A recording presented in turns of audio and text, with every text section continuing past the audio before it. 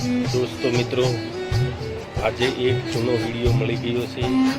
જે વિડીયો મેં ઘણા સમય પહેલાં જોયો હતો, પરંતુ આજે એ વિડીયો મળી ગયો એટલે મને થયું ચાલો આપણે દોસ્તો મિત્રો સાથે પોસ્ટ કરી શેર કરીએ.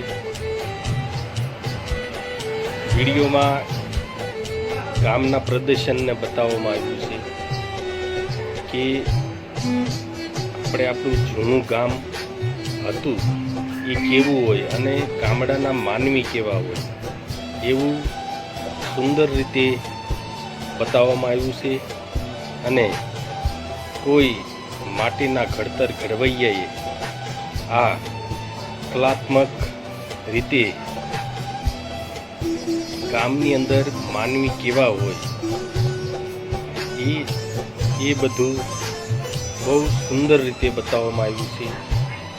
અને એ માટીના ઘડતર ઘડવૈયાએ બહુ સુંદર રીતે એક વ્યક્તિને માટીથી બનાવ્યા છે. અને આબેહૂબ માનવી હોય તેવું સામે ચોક્કસ દેખાવા માટે છે. આપણને એમ લાગે કે હમણાં આ માટીનો માનવી આપણી સામે વાત કરશે. એક માટીના ઘડતર ઘડવૈયાએ જીવ પૂરવાનું જ બાકી રાખ્યું. બાકી આખા ગામનું પ્રદર્શન એ રીતે બનાવ્યું કે આપણી વડવાઓની પેઢીઓ જે હતી એ જૂનું ગામની અંદર માનવી કેવા રહેતા એ બધું દર્શાવવામાં આવ્યું છે. તો એ માટીના ઘડતર ઘડવૈયા કુંભારને આપણે દિલથી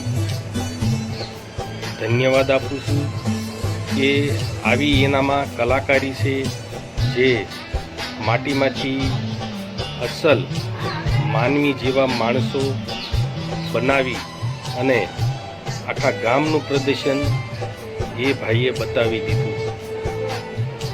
આપ આ વિડીયો જુઓ એટલે વિડીયોમાં એક દ્રશ્ય એક મૂર્તિ ટાઈપના માનવી તમને એવું લાગશે કે હમણાં આપણી સામે વાત કરશે. આવા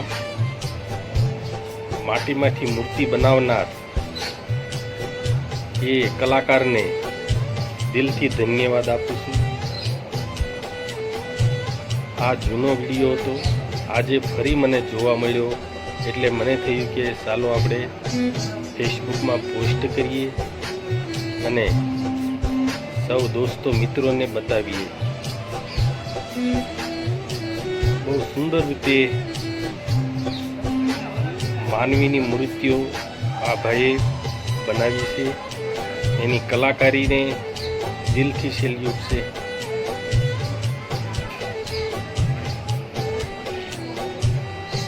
આપ આ વિડીયો જુઓ એટલે તમને મોજ આવી જશે.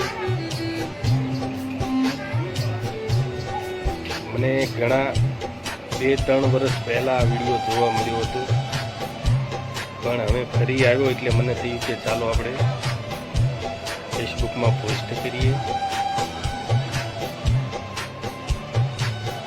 આપણા જૂના ગામની જે સંસ્કૃતિ હતી, આપણી ગામડામાં રહેવાની જે રીતો હતી એ ટાઈપના એ માનવી બનાવ્યા છે. એટલે આપણને આપણો બાપ દાદાનો જૂનો સમય યાદ કરવાનો, આપણે આમ મહેસૂસ કરવાની કોશિશ કરીએ કે પહેલાંના માનવી કઈ રીતના જીવન જીવતા અને કઈ રીતના રહેતા એ બધું દર્શાવવામાં આવ્યું છે. અદ્ભુત કલાકારી આ માટીના ઘડતર ઘડવૈયાને દિલથી ધન્યવાદ. દોસ્તો ભાઈઓ, વિડીયો ગમે તો લાઈક કરજો, શેર કરજો, કોમેન્ટ કરજો. ધન્યવાદ. જય માતાજી.